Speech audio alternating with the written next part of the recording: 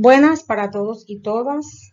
Bienvenidos a este espacio en el cual trataremos el tema que tiene por título Evolución educativa desde la antigüedad, paradigmas imperantes en la actualidad. A lo largo de la historia, el proceso de enseñanza-aprendizaje ha estado enmarcado en el desarrollo del ser humano en todos los campos. Desde la aparición de los primitivos pobladores, cuando se dieron las primeras muestras de aspectos cognitivos y del lenguaje, donde estos pobladores, en aras de satisfacer su necesidad de comunicación, se inventaron una serie de gestos, símbolos y códigos con significados para poder comunicarse y comprender todo lo relacionado con su entorno, y de esta manera transmitirlo al resto de pobladores y a las generaciones venideras. Pero no solo en el contexto de la comunicación dieron muestras de avances, también en la realización de instrumentos y herramientas para cazar, pescar y para alimentarse. Todo este cúmulo de acciones generó los primeros inicios de la educación, posicionando estos aprendizajes como algo necesario para alcanzar el mínimo vital. Cabe resaltar que en esta época no habían escuelas como tal. En la antigüedad, el sistema educativo tenía dos particularidades generales. Enseñaban religión e incorporaban costumbres, tradiciones culturales. Por ejemplo, en Egipto se dieron los primeros trazos de escritura. Se incursionó en la ciencia y las matemáticas, así como también en la arquitectura, con la creación de pirámides, templos, conventos y casas de una construcción invaluablemente hoy día.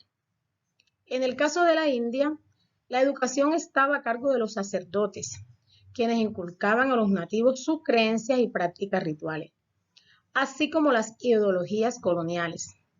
China, por su parte, se centraba en la filosofía, la poesía y la religión como base en la educación. Por otro lado, en Grecia se daban las primeras apariciones en matemáticas, gimnasia y música. El arte hizo su aparición con la utilización de algunos instrumentos musicales, con los que lograron instruir gran parte de la sociedad en este aspecto. Continuando en este contexto en la sociedad occidental, la educación se sustentó en la tradición religiosa de los judíos y del cristianismo, para el implante y desarrollo de las artes, la filosofía, la estética y la gimnasia, apoyándose en la cultura griega. Entrado el siglo VI y XI en Arabia y Persia, se instalaron instituciones de investigación para la educación en ciencias y lenguaje, mientras que en la península ibérica se centraron los estudios en la filosofía, la ciencia, la cultura clásica y las matemáticas. En Arabia, por su lado, en tiempos del profeta, la clase superior representada por una aristocracia de géneros, los cuales se basaron en una educación militar fundamentalmente orientada hacia la formación del carácter, el desarrollo de la fuerza física y la destreza, antes que el desarrollo de la inteligencia, donde se otorgó un puesto decoroso a la educación física y al deporte. Ya en el último periodo de la historia se incluye la fe cristiana y se organiza la cultura y la educación en torno a la Biblia como fuente de todo saber y de toda vida. Todos los que sabían leer pasaron a pertenecer al grupo de los escribas. El acceso a la educación estaba limitado a la élite religiosa y aristocrática, eternizando la grieta entre los educados y los no educados. Estas culturas de escribas, apoyados del Antiguo Testamento en el libro de Proverbios más propiamente, revistieron sin duda diferentes formas de actuar en el tiempo y en el espacio. La pedagogía era muy elemental y partía del adoctrinamiento pasivo, basado en la docilidad del estudiante. Recurría notoriamente a los castigos corporales más enérgicos, tal como en la pedagogía clásica. También existió la enseñanza de la escritura oral, donde el maestro leía un texto, lo comentaba e interrogaba al estudiante sobre el tema notando de esta manera su aprendizaje.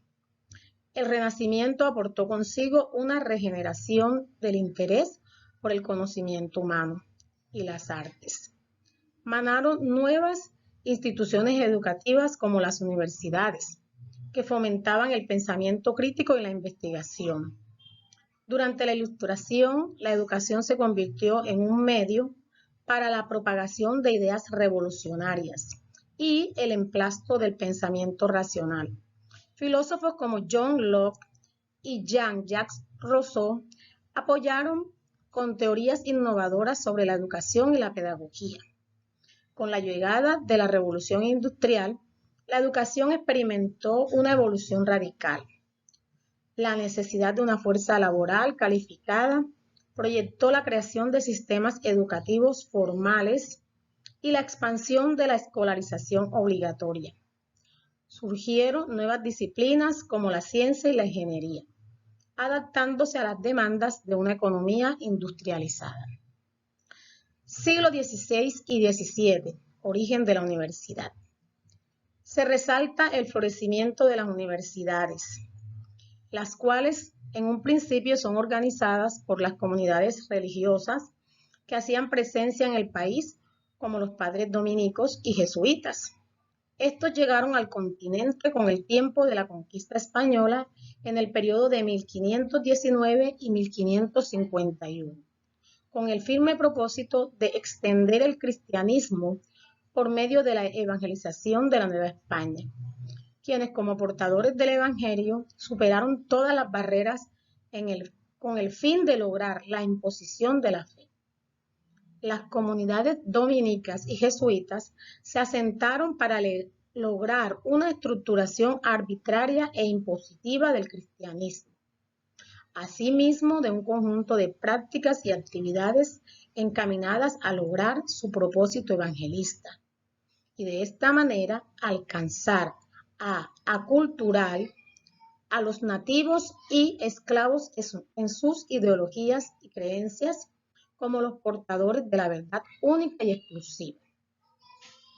En Bogotá, las prácticas educativas universitarias y evangelizadores se realizaron en conventos por los frailes dominicos regidos por la Orden de 1551, como estudios generales o universidad. Con este hecho, enfatizaron sus intenciones por evangelizar a través de la enseñanza alrededor de la educación superior por la orden de los predicadores, quienes se situaron en un lugar relevante en la sociedad colombiana, haciendo un gran aporte a la declaración de la independencia y la formación de las actuales repúblicas y caribeñas, haciendo formal su labor educativa en el país. Según aportes sobre este tema, Diana Soto Aranga sistematiza la formación de las universidades en Colombia de la siguiente manera. Dice que el origen de las universidades fue muy variado por las iniciativas de las diferentes comunidades, arzobispos y filántropos como Pedro Pinillos. Estos fueron ubicadas en las grandes ciudades, caso contrario a Europa en sus inicios. La primera universidad que se fundó en territorio colombiano fue la Universidad de Santo Tomás en Santa Fe de Bogotá, bajo la autoridad de la comunidad en Santo Domingo. Los jesuitas organizaron la Universidad Javeriana en la capital del virreinato. Durante el siglo XX, la educación percibió el proceso de la democratización, la apertura de la educación pública y la implementación de políticas de inclusión social permitieron un acceso más imparcial a la educación. El surgimiento de nuevas teorías pedagógicas como el constructivismo y el enfoque centrado en el alumno transformaron la forma en que se enseñaba y se aprendía. Con todo lo anterior, se logra aumento en las tasas de participación de alumnos de posición social en desventaja. Aunque hay brechas persistentes, usualmente se trata de una democratización estratificada. Por lo regular, esos sistemas también gestan una estructura segmentada. Instituciones jerárquicamente diferenciadas de estatus y valor disímil en recursos, prestigio, poder de las credenciales.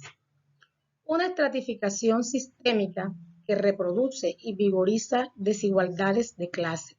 Por ende, tiene lugar una democratización absurda.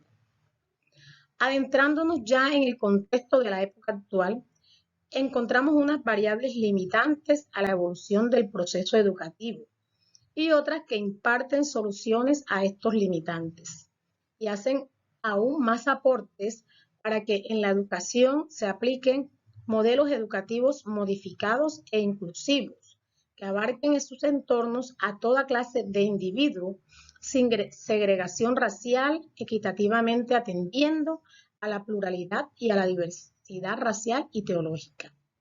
La sociedad actual necesita docentes innovadores y competentes, dispuestos a formar estudiantes críticos y reflexivos, comprometidos con el fortalecimiento de sus habilidades para ser capaces de transformar su realidad y poder dar soluciones a posibles situaciones, es decir, prepararse para la vida. Desafortunadamente, las instituciones no cuentan con recursos necesarios que impulsen las medidas para acoger estos cambios y adoptar competencias que la sociedad actual necesita para fortalecer sus aptitudes y poder ahondar en soluciones positivas ante casos experimentales. Por otro lado, debe ser una prioridad la capacitación de docentes sobre el tema, para de esta forma mermar las diferentes apatías en los docentes por la transformación de las metodologías y prácticas que imparten, como uno de los limitantes primordiales, ya que en algunos impera un arraigamiento fiel por lo tradicional. Se rehúsan a utilizar y a manejar los recursos tecnológicos, tan relevantes para los estudiantes de hoy día, y a la implementación de clases llamativas, con uso de tecnologías, a través de aplicaciones, haciendo más interesante el aprendizaje para los educandos. Todo lo anterior son limitantes para una educación reflexiva y crítica, que busca formar individuos capaces de cambiar y enfrentar su realidad.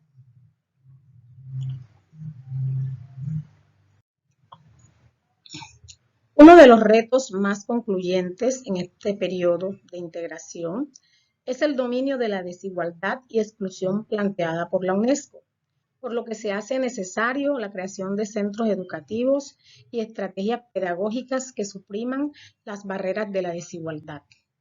La UNESCO define la igualdad no en el sentido de los bienes materiales solamente, sino más bien en el contexto social en donde al individuo se le debe brindar protección en salud, alimentación y garantizarle los servicios públicos básicos necesarios para cumplir con el mínimo vital.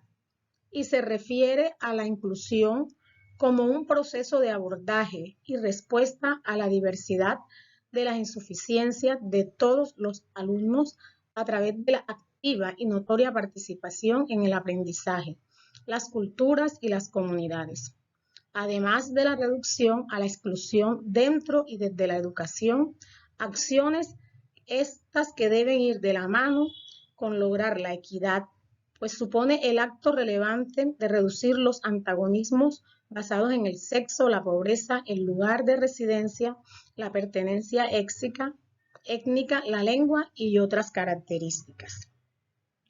Para concluir, debemos tener en cuenta que los docentes debemos formar estudiantes conscientes de su entorno y de las necesidades que tiene para así desarrollar una pedagogía política y tratar de cambiar la realidad. Debe haber un empoderamiento y un cambio de mentalidad ante las situaciones. También se debe dar los espacios para que haya una igualdad entre los procesos educativos para todos los individuos. Bueno, esperamos que este tema haya sido de mucho interés para todos. Muchas gracias.